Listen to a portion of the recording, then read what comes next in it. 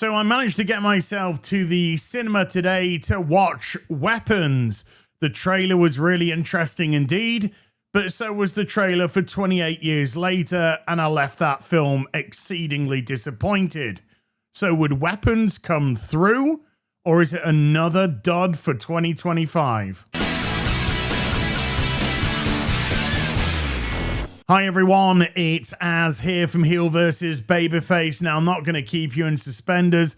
I thought Weapons was a really good film, and I can happily say by far, as you've seen from the title, that this is my favourite film of the year so far. Have to say so far because it's not over. Got to put that caveat in there. But I think I'm going to be hard pushed to find a film I'm going to enjoy more in 2025 than in my town. Spoiler alert, it's not a true story at all. It's an original screenplay, which actually gets a huge tick from me because it's not based on anything. There's no franchise surrounding it, books, comics, or anything like that. It's been put together as an original piece, and I think that we really need to see more of that. Instead of leaning towards existing IP, let people's imaginations run wild, because you can come up with stuff like Weapons. Why? Now, this is a spoiler-free review, so you can watch with the confidence that I'm not going to ruin anything for you. And if you are contemplating going to see this, don't sleep on it. Go to the cinema, see it in the best format that you possibly can, because I think you're going to come out with a big smile on your face. The dark. So the premise is a relatively simple one. This teacher arrives to a class and she finds that there's no pupils there, save one. And at 2:17 a.m. that day, the kids had just vanished into the night, left their beds, opened their doors, and run out there. And the film is following a certain group of people and how they're dealing with these tragic events. Children! First of all, the film has a very solid cast indeed. I would say that there were two main protagonists, Julia Garner, who you might have just recently seen as the Silver Surf Her. Don't let that put you off. She puts in an excellent performance in this film. And also Josh Brolin, Thanos. Yeah, there's a lot of Marvel or Disney connection here, who is, to me, absolutely exceptional in this film as well.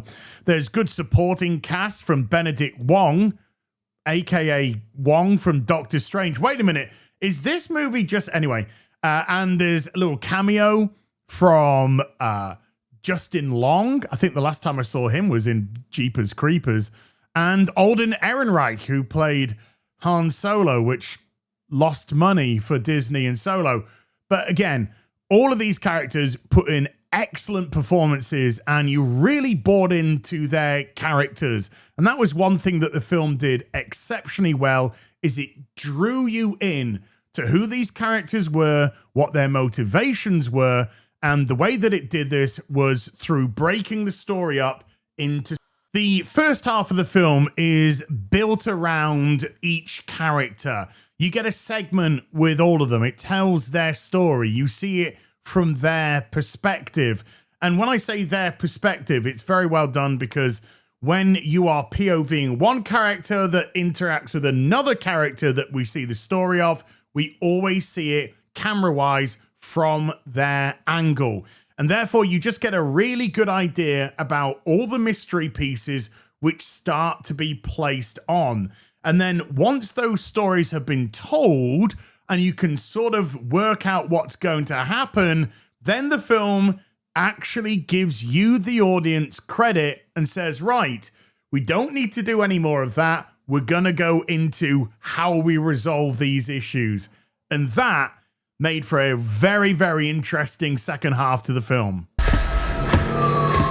Not only were the performances very good indeed, but the camera work and the direction is superb. It really does. There's interesting POVs. There's very interesting shots. It's filmed in such a way that you're kind of moving with the character. And there's a lot of over the shoulder behind the character that it's actually following, which gives a very interesting and sometimes claustrophobic look into what's going on and their potential mindsets. And getting the mindset of these characters is very important indeed, because of course we're all viewing it from a different perspective. We're looking at it from the teacher who taught these kids. We're looking at it from the parents who have lost their children, the other members of the school that are surrounding this, and also peripherally the police, of course, who are investigating this mystery.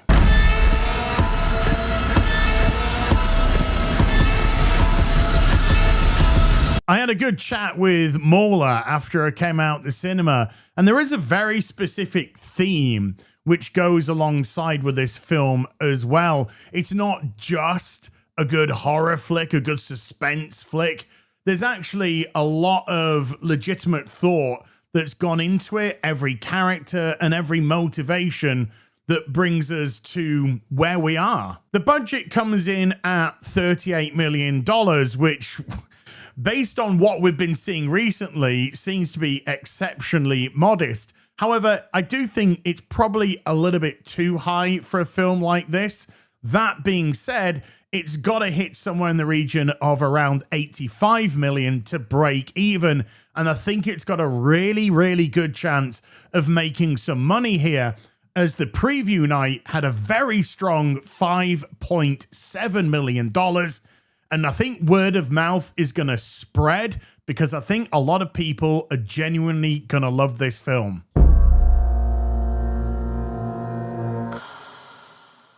Even though this is a horror/thriller, the script is very well written indeed, to the degree that it allows some great moments of dark humor that may in fact have you laughing out loud. I did in a couple of places. And on top of that, because of the way that everything's interconnecting and the way that it escalates, you're not left with any questions at the end of the film. Everything is explained, and the film does that unapologetically so. It doesn't want to be ambiguous. It doesn't want you to leave the theater scratching your head, how can I interpret this or that, which can work in certain cases. But for this film, it said, here's our story, here's where it goes, here's where it ends, and I left very, very satisfied indeed. Weapons, to me, is a very clever film, and I wish it great success. Brilliantly acted, directed, edited, and with very good sound direction as well. This is the type of film you want to go to the cinema with, and if you got some mates, bring them along as well. I think you'll all have a great time. Thorough recommendation from me. I'd give it 8.5 out of 10. Easily the best film that I've seen this year, and the best film I've seen for a long time. I'll tell you that. Go to the cinema, go see it, and I'll see you in the next video. Until then, you take care. Goodbye, Baloo Boo.